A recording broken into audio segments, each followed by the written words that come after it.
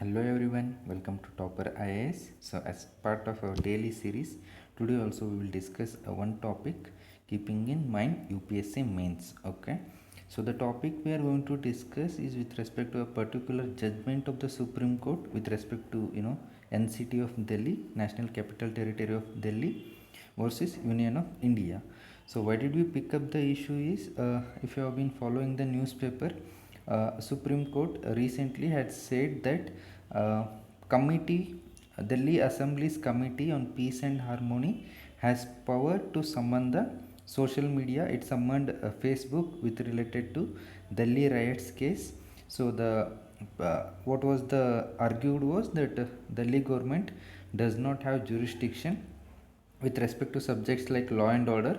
So based on that you cannot summon a social media person because with related to Delhi riots and public law and order, this is a subject of it comes under union government. Okay, so that was the case, and Supreme Court said that you can summon a because you want to improve the governance. Okay, governance, so it falls under the inquiry nature of legislative assembly is what the Supreme Court said. So we will look into what were the few things, background of it. Certain cases are related to National Capital Territory of Delhi, because whenever you come across Delhi, if there is a issue like political in political sphere, it is with respect to extent of power that the elected government of Delhi enjoys.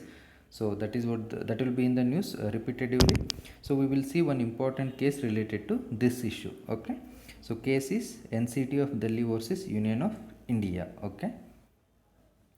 So the highlights of the 2018 judgment is, so one certain things with respect to status of Delhi under the constitution.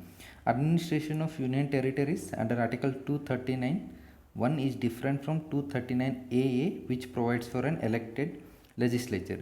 See, you might be already knowing the constitution was amended to give for the administration of union territories, particularly if parliament wants to give a set up a legislature within a union territories. So in 1963 Government of Union Territories Act we have 1963, but National Capital Territory of Delhi does not come under Government of Union Territory Act.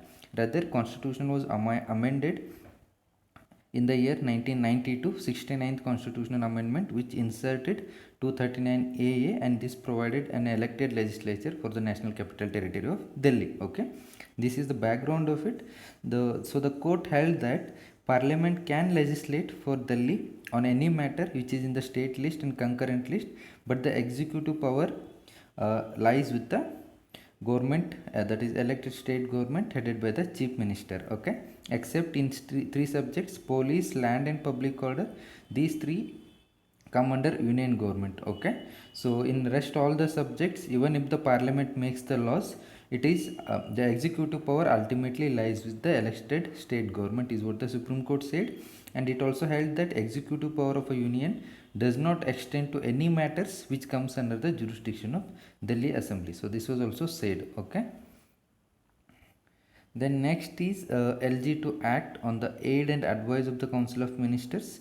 So what court said is elected government enjoys the confidence of the people, right? So therefore it should be given a functional autonomy to legislate for the NCT of Delhi. Hence through the judgment, Supreme Court settled the law that LG, Lieutenant Governor, is bound to act on the aid and advice of the Council of Ministers headed by Chief Minister. Okay, so reason is elected government, confidence of the people, so they should have functional autonomy to make the laws and all, right?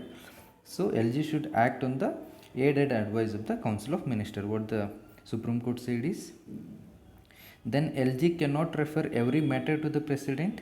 See, Article 239AA clause 4 says that in case of difference of opinion between the LG and his ministers, LG shall refer the matter to the President, okay, for final decision and act according to it. But what Supreme Court said is any matter does not mean every matter, right? So any matter does not mean every matter, means you cannot refer every matter to the President. Okay, so the power of Lieutenant Governor under this provision represents exception. It should not become a general rule. Okay, so this is what the Supreme Court said. Then limited references to be made to the president. So as we discussed, like referring LG can refer the matter to the president in case of differences of opinion with the council of ministers, but court said that president is the highest constitutional authority and his decision should be sought only on constitutionally important issues, not on a regular basis. Okay, so if you keep on referring to the president every simple matters or the basic matters, that will disturb the concept of constitutional governance, principles of collaborative federalism, and standards of constitutional morality. See why the constitution has a number of provisions. One part is to deal with the governance, so already governance part is mentioned, and now you are, if you keep on referring matter to the president, this is disrupting the established governance, constitutional governance is what the Supreme Court is saying. Okay, then after the judgment also there were certain things which were not settled, okay, that remained in the issue, like overlapping areas. So the court has settled that LG is bound to act on the aid and advice of the council of ministers. However, except in three matters like land, public order, police, these comes under center. Okay, but the words like public order is very wide connotation, which subsequently leads to overlapping executive powers. As I said, why did we pick up the issue that the Department of Peace and Harmony, Peace and Harmony of Delhi summoned the Facebook director or the president chairman. So I'm sorry, a Facebook related officer was summoned by the Delhi committee. So that is the executive power, right? So that happened.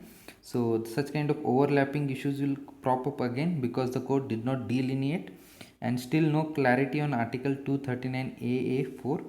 So court did not very clearly delineate the issues in respect of which LG can refer a decision taken by Council of Ministers to the President.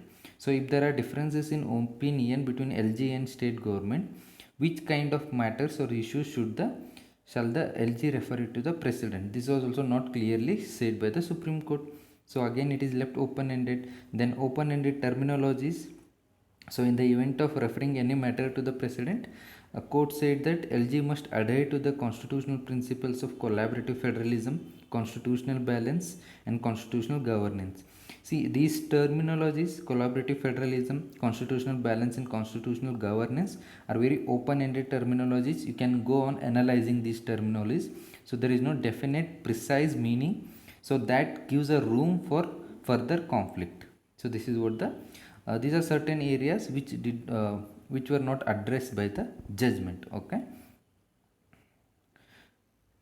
so that's it for today.